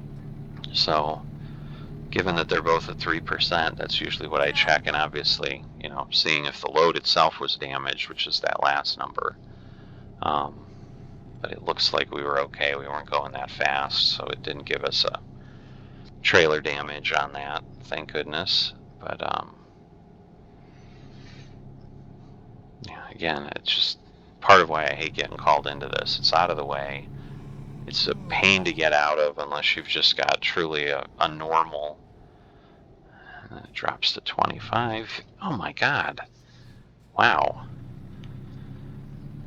Overall, this is just a miserable experience with this way station today, because obviously I wouldn't have been right there with him if I hadn't been coming the way I was coming. Holy moly. I mean, he didn't come into my lane, but man, that gave me a scare. Alright. Go straight on. And then on top of that, now I get to stop again. Oh well. So yeah, also I was saying, you know, just given how this is going, I'm getting closer and closer to the point where I'm like, yeah, it's going to be a little bit over a 2-hour episode again. So I think between what we had so far, I think our longest has been like 2 hours and 5 minutes. Because I think that's basically what we did, was we had like a 5-minute add-on to, I think it was episode 8 that got split into an 8A and 8B because the recording just shut off on me at 2 hours. But we will see if this sets a new length record, even though certainly it's not our longest distance hauled, but as we've said, you know, and in reality, you know, when you've got a heavy load, you just take a little bit longer. It's just the nature of the beast. So, well, we will be behind the Texaco trailer. Hopefully he will not pull any AI shenanigans on us, because now we've got this nice downhill that we can build up some great speed on. And obviously he's able to do that too. But then we do have this set of curves that I think is 45. So we'll see. But yeah, I was going to say, I think this is going to drop us down on its own. So I'm not going to hit the brakes unless I absolutely need to. That was a little bit interesting, but yeah.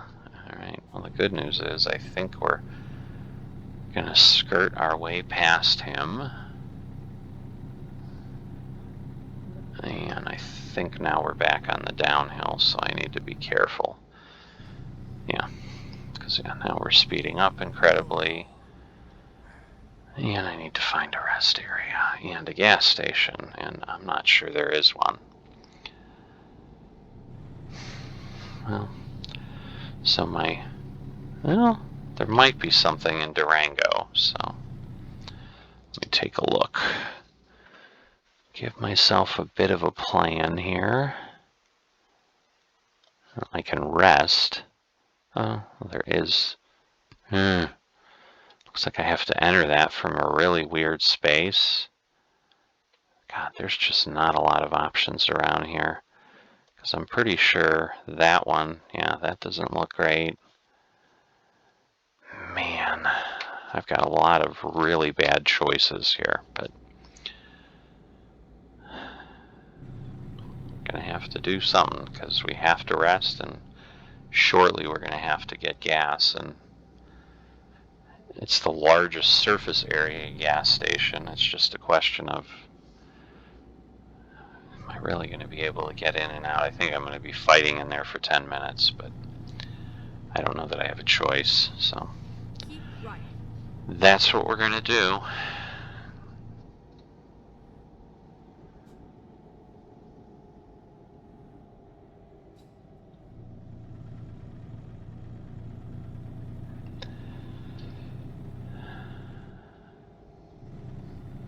So now let me see. I think we're passing it, but now I'm like half lost.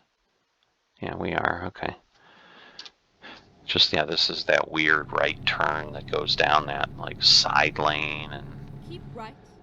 And so then yeah, I turn remember this gas station's going to be a challenge, but again, turn right.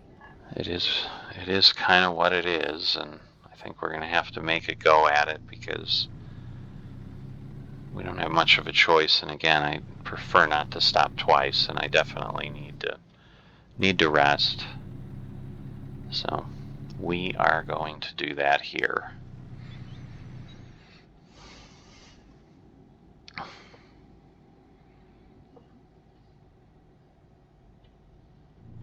Alright, it's on the left side if I remember Go straight on.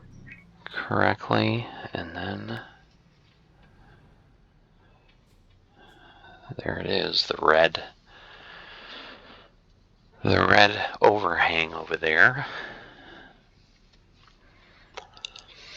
I was hoping when that left turn lane went off that we'd immediately get the green, but no cigar. But we should be getting it now. What do they have? They must have a late left turn lane. Yep, there they go. Come on. Or I should be okay, 35 minutes. We'll see what the gas looks like, but yeah, this is the one I think where we kind of pull toward the Ford dealer that's in the back there to even get to the point where we can enter, because I swear I think we've stopped here before and I ended up like coming back out on the road through the trees like I did before, because it was just such a miserable opportunity otherwise. So yeah, I am not thrilled that this is my option here, but it is my option.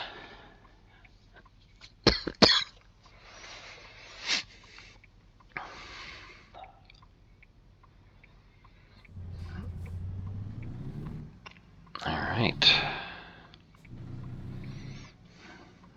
Yeah, that is ugly. All right. Okay. Now, hopefully nothing's coming in behind me, because I have to swing wide with this load or I'm dead.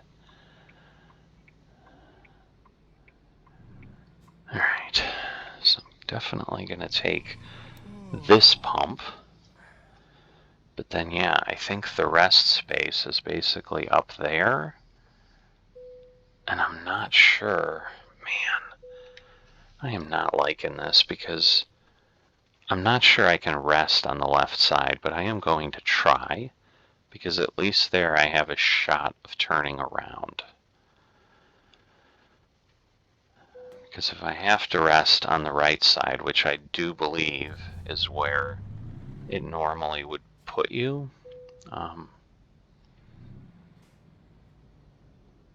yeah, see, because the rest icon is over there, but I'm going to see if it's going to give it to me here. I don't think it will. It's just not going to be my luck. That sucks. This is really where it should be, because this at least, especially with this articulated trailer, gives me space. A new route. Oh, I see, because the road theoretically comes out of here. And maybe that's their logic of why they have the rest space where it is. Make a U-turn. I am kind of making a U-turn. Alright. So let's see. Because then I think... Yeah, I know I'm getting...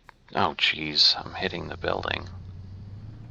Again, luckily slow enough that it didn't give me anything, but... My God. Alright.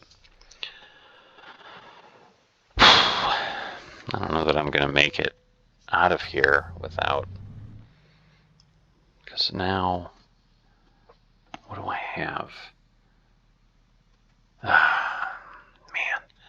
Just a lot of really crappy options in this station, but I'm going to try to actually do what I should do as opposed to, driving through the grass, although I think when I leave here, because I'm going to have to make that turn right there, I don't think I'm going to have much of a choice.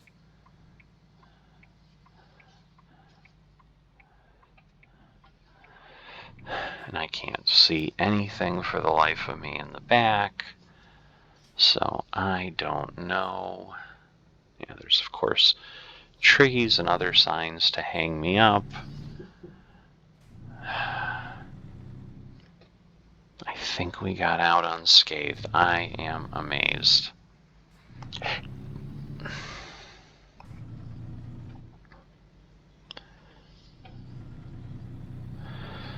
Dear God, that was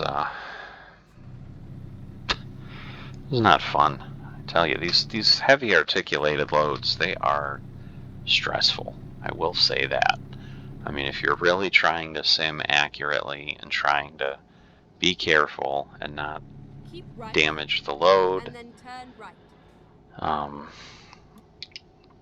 It's just hard. I mean, the way, which again, I'm sure it's hard in real life, but,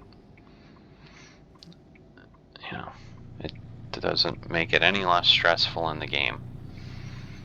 Which is honestly why I've been like, well, if I can get lucky and not have, because again, even that turn was tight.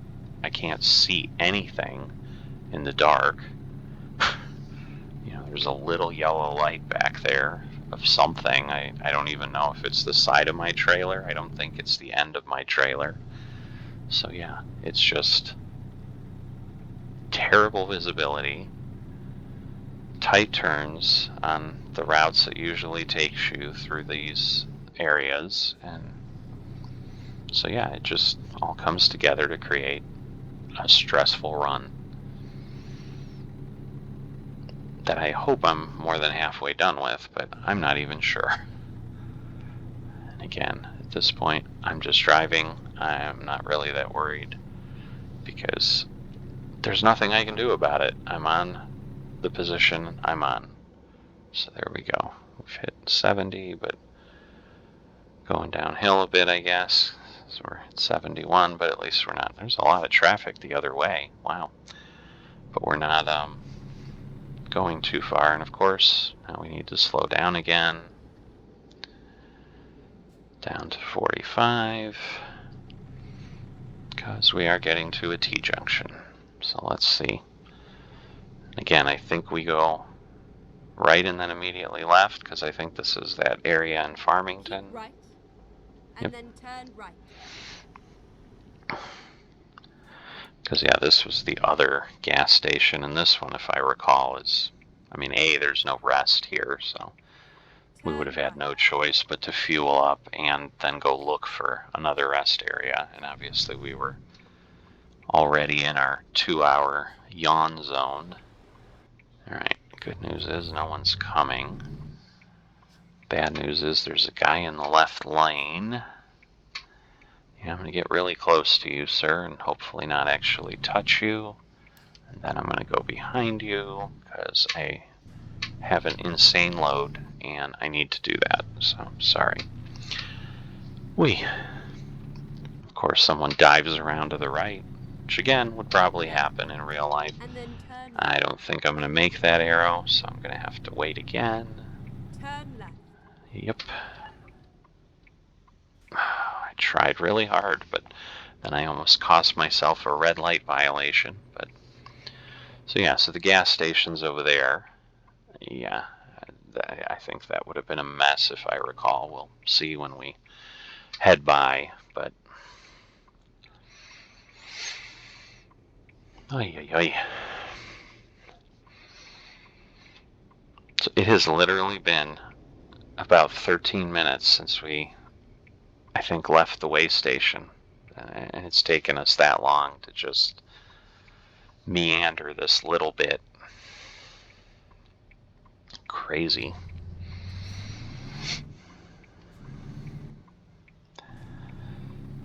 All we need now is it to start raining again, and it would just be completely in line with, yeah, see that yellow thing is right there. Because, yeah, like if we look at this station, yeah, I don't know that I could pull. It's a clearly a pull through, but then I'm not sure I could have turned around because there's not much space on either side. Yeah, so good news is we're done. I'm hoping I don't have to fuel up again or rest again. I'm hoping this is our last stretch here. I mean, because we have really gone, you know, if you remember, we left at whatever it was, 6 in the morning on the first stretch. So we've driven 2 full days already. So normally, yeah, it wouldn't be into a 4th day, which is what would need to happen if we still have to rest and fuel again. Now again, I mean, we may have to fuel midday, but I think the fuel clearly got us between rest stops, so I think we're okay. Alright, we'll get us up to 75 if we actually get to that point. Although this one isn't as bad as that one load we had, because I do think, if I recall, there was like that 45 minutes that we never got to top speed in here because partially we don't have the retarder, and obviously because it's not nearly as heavy. I think that was like a 132,000 pound load that we were struggling with, that we never got up to the top speed in 45 minutes because we were either hitting intersections or traffic or other things that were forcing us to slow down, you know, tight turns, things like that. Because, yeah, here at least we're approaching at least the speed limit. You know, we might not hit 75, but we'll see what happens. Because, yeah, now we're going uphill, we're shaving off speed. Yeah, we're just going to plow through this because here's that little gas station on the side of the road that they slow you down nearby, but I've never seen a police officer here, and I am not going to slow down. Because there we go, we're right back up to the speed we were going. Otherwise it would take us, whatever, another 30 seconds, minute to make up that 20 miles an hour. I'd need to slow down again, so I'm gonna say no. There we go, 74, close enough to say that we're at full speed again, which is better than the other heavy load we had, which is also why I'm glad we didn't have to take the bulldozer, because that would have been one of those. Goodness, that sounded weird on the engine. It's almost like he downshifted but half stalled. It's almost like a bad shift. It was weird. Given that I'm on an automatic setting, I'm not doing any shifting, so you would think the computer wouldn't shift incorrectly, but Now again, I'm not saying it doesn't necessarily stay in a higher gear when I would prefer it get in a lower gear so that we could at least accelerate, up an incline or something. But so I'm not saying it shifts perfectly, but I've never heard, where I've got sound that sounds like the engine's stalling.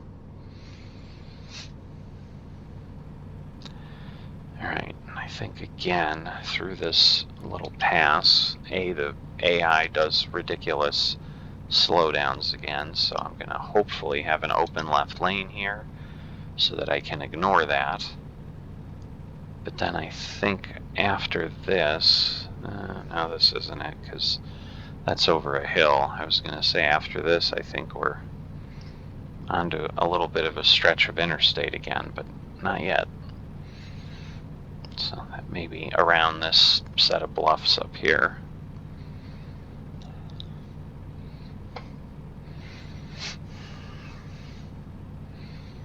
Because, yeah, I think we go around and then come back in. I don't know.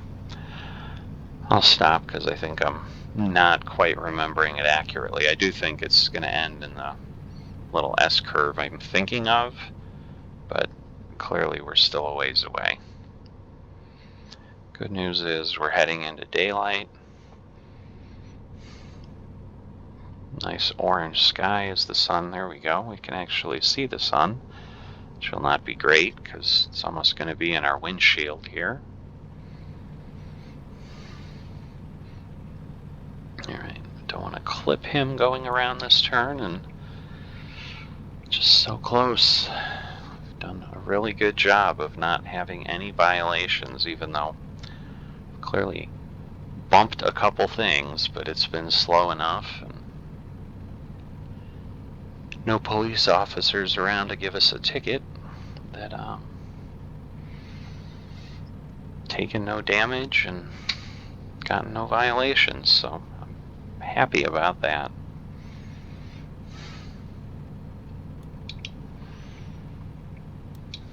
All right. So yep, there we go. I can see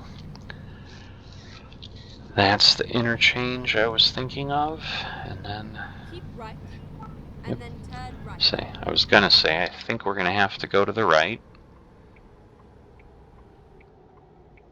Same thing we had to do before, like we were passing someone and then had to dive over. Right. But a little less crazy than it was before, because yeah, that one I almost hit people if I remember. Yeah, I will say that yellow plate you can see on the car in front of us is the New Mexico plate, and it's just one of those that there's a lot of states here out west that they have some really nice license plates. I mean, they're just, they got graphics and, whether it's the Grand Canyon or whatever. Although I think like the Grand Canyon plate is a vanity plate, meaning you've got to pay for it, an extra fee, versus it's just the default plate for the state. But yeah, New Mexico just has this yellow plate.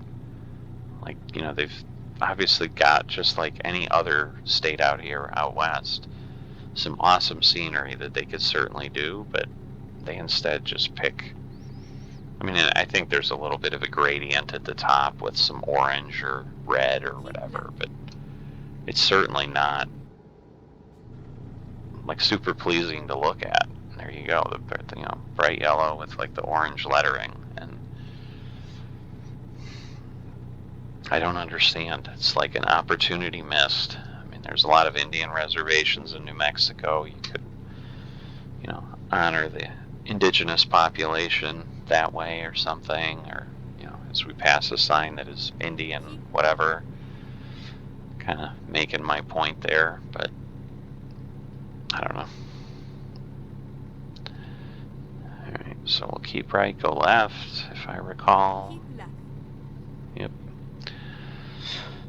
So we'll head on up here. This one always is a little bit interesting because it like starts to turn, but it doesn't feel like it's turning, and so I always feel like I'm jerking into that turn, but I did better this time because I was thinking about it and anticipating. Because otherwise, yeah, that one's just unpleasant. Okay.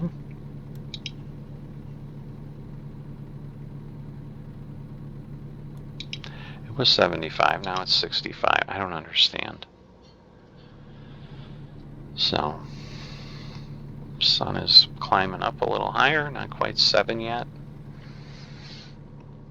And it may have been like here that I got flagged for that headlight violation. And so you can kind of see, like, you know, the sun's way up there, but it is strangely very shadowy.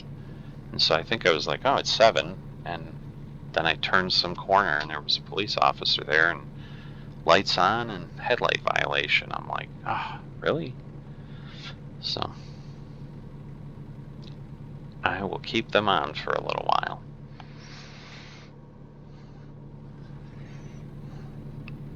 So like I said, it may be just because, like, you know, I just moved into another time zone, so it would be really 6 a.m. if I was still in the one a little bit west of here,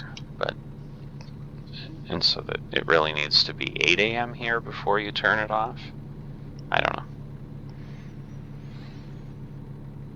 Good news is we are in New Mexico. We're heading east. We're close.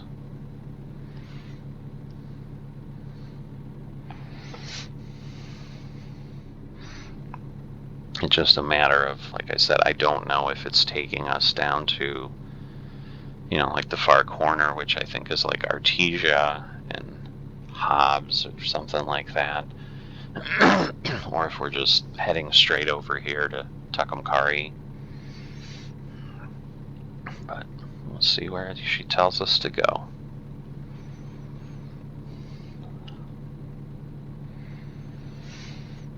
Because, yeah, if we are going to Tucumcari, there is that one, I think, tight turn that happens on the interstate just before there that I almost, or maybe I did run into the wall. I don't remember. It's the difficulty when you're playing multiple profiles in the game and obviously only recording one of them. You kind of forget what's in which profile, what happened in each one. Especially just about like road issues there, so but let's see, because I think this, oh no, that's a rest area. Thought we were getting near a town. I can go up to 80 now that it's 75, so let's take advantage of every little bit we can. There's a first really poor, and there he goes, he's pulling out as that other truck's barreling down on him, and then that's what causes the problems. So move over to the right lane in case it tells me to exit at some point, that I'm not like, oh. But yeah, that would be taking me north, so I see. Okay, we're near that triangle that gets us up to Santa Fe, I think, so. Because, yeah, I think we've got like Santa Rosa down here. We've got a few options of where it, yeah, there's the sign for Santa Rosa. Let me make sure before I move over to pass. Keep right, and then exit right. And that is why I was like, let me wait, because it may have me go here. Right.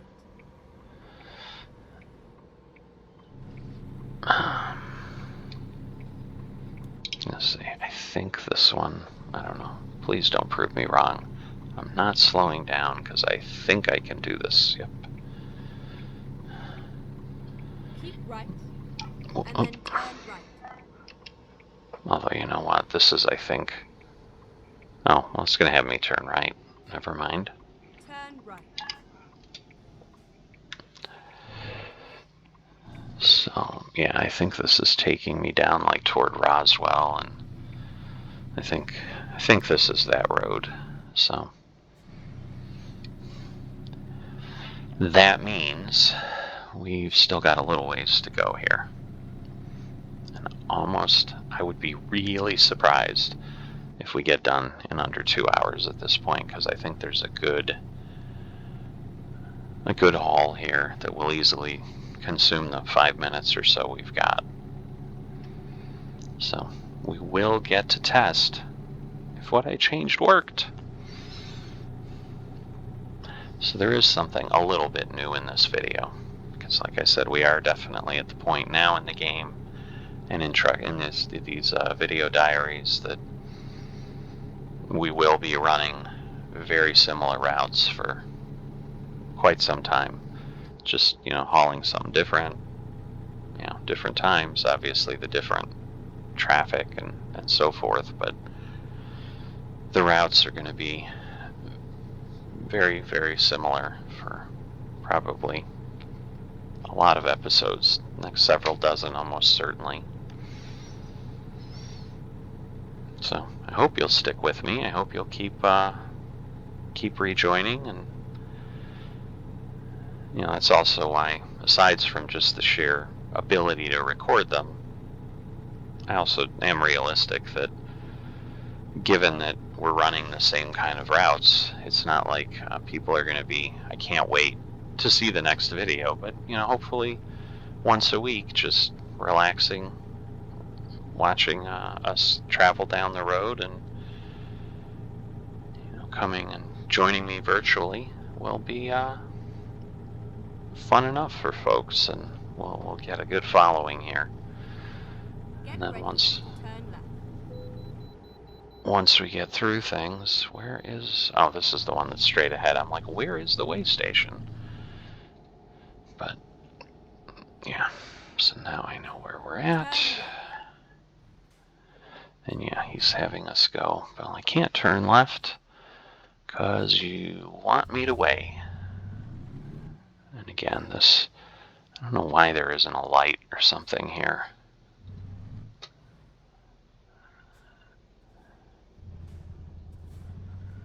Oh, come on. That is horrendous. That is absolutely horrendous. I'm going to clip this bastard because Okay, let's find it's like, then don't stop. That's why I was waiting. Wow. When possible, make a U-turn. Yeah, after I weigh myself. Oh, sometimes GPS is just so irritating.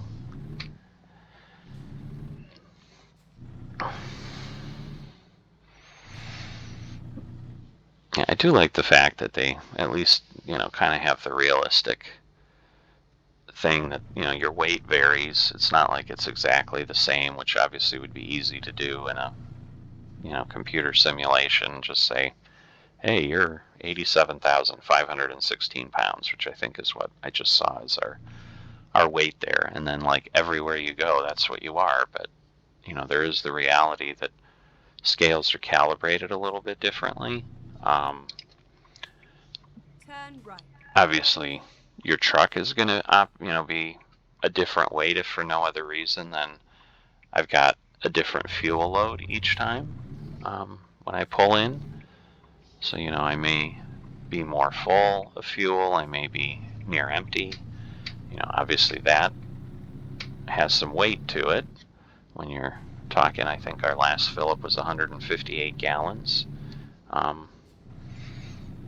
I don't know if gas is the same. I think I read somewhere like milk or a gallon of water is 10 pounds per gallon. So, I mean, if you're figuring that fuel would be the same, and I don't know that diesel has that, that works for all liquid, but 158 gallons, I mean, that'd be over 1,500, almost 1,600 pounds. So, and as I burn that off, if I'm measuring to the pound, as these scales appear to do, my weight would certainly vary from one weigh station to the next, because the likelihood of having exactly the same amount of fuel, even if it was like, hey, I'm at the tail end and I've refilled and whatever, it's got to be virtually zero, given that we make 5 to 6 miles to the gallon when we're loaded like this. So that weight changes pretty fast. I was going to say, I think again, yeah, I was set to 65, so I've missed a bit of an opportunity where I could have been going a little faster, but good news is I didn't get too far down the road in a trance, not realizing that I could go 10 miles an hour quicker. So, and the good news is we have passed the 2-hour mark, and the video has not been cut off by my computer. So the change has been made. I honestly don't think, and then, the change I made took it to 4 hours. No way we should ever be approaching that anytime soon. I mean, I think we'd need many more states added, and we'd likely have to be going probably 3,000 miles or more, given that, some of these are approaching 2,000 miles and we're getting them done in, we might have to literally do a cross-country trip, like from Washington State to Florida, at 3,500 or however many miles that would be to approach 4 hours. And obviously ATS doesn't have those states yet, so I think there's mods out there that would let me do that, but not going to do that on this profile or probably anywhere, because I've not honestly heard anything great about those kind of mods. They're very sparse in detail, and so it's just the opportunity to drive. And so if it's just, like, in essence, driving through the desert, this is not calling to me of, hey, I just want 4 hours of that, because those states certainly are not desert over on the eastern side of the United States. And so, and even if they don't have it as desert, even if they put forests in and grass and farmland and whatever, and at least make it look like the state to some degree, just if there's not a lot of things out there, I'll wait. I'll let SCS do it official and take it when I get it, and it may be, Go straight on. 5 years from now, 10 years from now, who knows? But and honestly, probably well after we're actively doing Trucking Story, because at that point we'd be at like episode 400, and I don't know that people would be watching. And eventually, at some point, if people aren't watching, I may just decide it's just not worth the effort to do this. So if you do like what you see, definitely subscribe early, because otherwise I don't know that, I guess I can see the reviews, but if you don't have subscribers, it always makes you wonder, are you having people who are really interested enough that are following the story, or are views just happening, but people are like, yeah, watch this one, that's good enough. Let me take a look. All right, so we are going to Artesia. It's Cascadian Farms Organic, so I suppose we're moving the harvester from the vineyard to perhaps another farm down here, just with different crops. So, because sometimes, I think I've shared this in earlier episodes, sometimes it does have you haul things that logically don't fit. Like, you'll be taking, I don't know, fuel to a Walmart or something, and not to it's not a Walmart gas station, it's just a Walmart. So, but now that I know that Artesia is our destination, then yes, we will have to go through Roswell, and we've not come this way, but as you can see already, just a lot of streetlights. I think there's 5 through here, and the problem is, like, since we've not been moving, it's pretty rare to do more than what we're just going to do here and get to. Like, if I'm able to be going about 30 miles an hour, one time I've run through town here, and hit all the lights and never stopped. Otherwise, it's literally basically 2 lights at a time is the best. You know, the one that turns green and then the next one. So the good news is I think if we can do that same cycle here, I think we are out of town then. Because it looks like even on the map, I mean, there may be that little jaunt out to the left, maybe a light again. Come on, turn. Go straight on. They're just starting to move, so. Oh well. Guess we're going to stop again.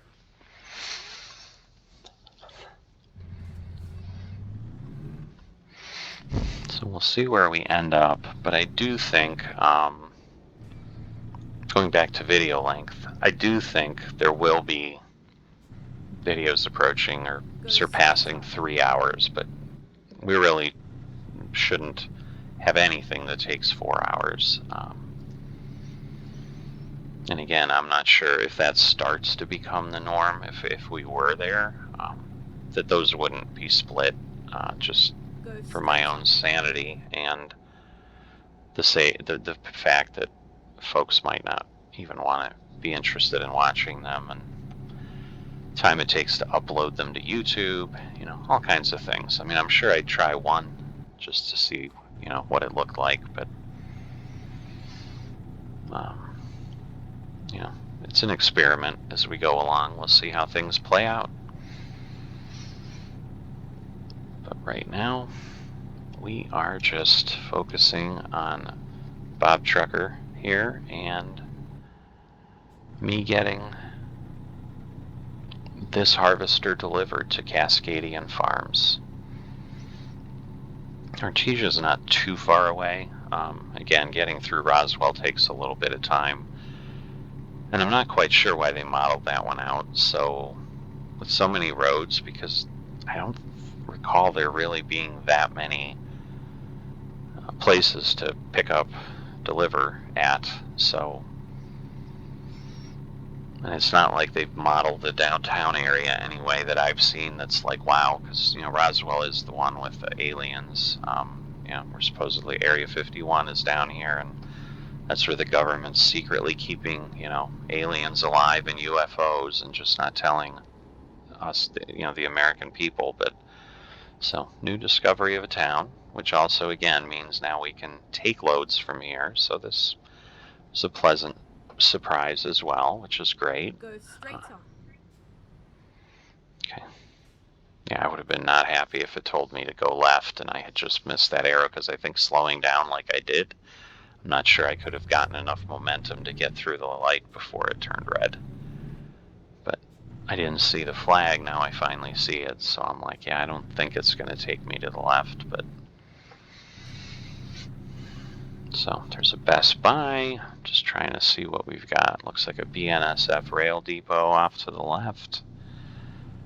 And then Cascadian Farms is where it's taking us here, so... Light's gonna catch us again. But yeah, right around lunchtime here, so maybe we'll come back afterwards to the IHOP and eat. I don't know. We'll see.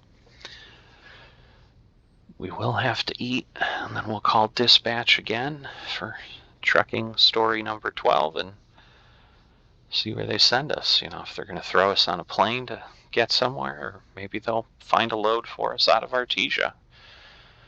We'll just be able to head out of here.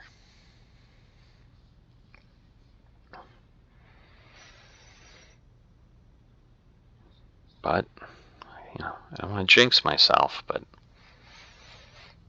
we can see where this load is going and no violations. I think this might be a clean run, which I think might make it the first clean run for Bob Trucker. That's crazy that it took this long, because, you know, usually, although I think I had clean, well, no, that's probably not accurate. I'm sure the short runs were, but yes, this may be the first major, you know, cross-country run, in essence, cross-country for what we have in ATS, run that I've had. But there are, you know, if you're playing fresh and starting out, there's an achievement for running heavy cargo, which I think this might qualify. No, it didn't have a heavy designator, so it wouldn't, but you are able to, if you run, I think, 1,500 miles, it might be 1,600, without any speeding, fines, violations, so no sleeping violations, anything like that. You're not ticketed for anything, and go. You need to get out of here. Did you leave?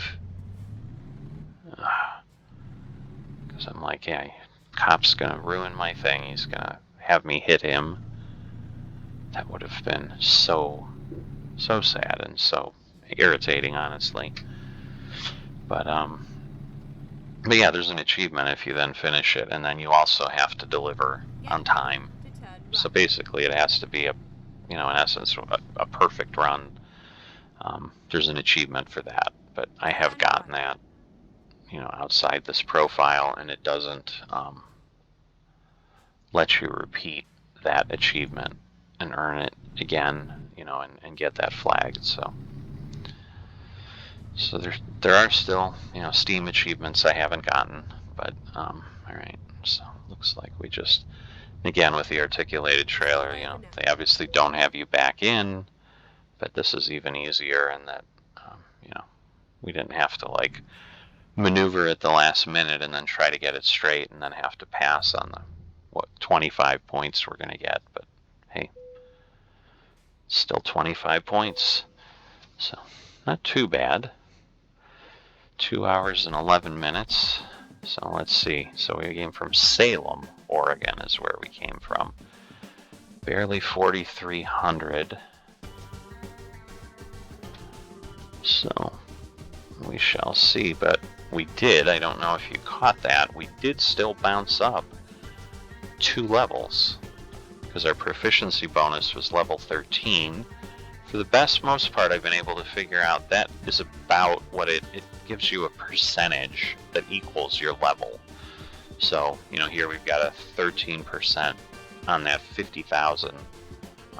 You can see we've got, our long distance, the urgent delivery is the biggest one, because again, if you remember, that's 30%. Where the long distance is 25, and then the high value, I think, is 18 or something. But we jumped up 2 levels, so we get to apply 2 more skill points. So let's see what we do here. Alright, what is this thing doing? I've hit continue, but not normally seen that take that long. You know what? We're just going to finish out our 2 hazardous cargoes, and that will take care of that. So let me clear these up, and I apologize. I'm gonna head back into that skill screen just to make sure that we're all clear on what we just assigned. So class 5, 6, and class 8. So we've got toxic and infectious substances, so we'll be able to transport like poisons and I think insecticides, and there you go, pesticides, and then corrosive substances. So,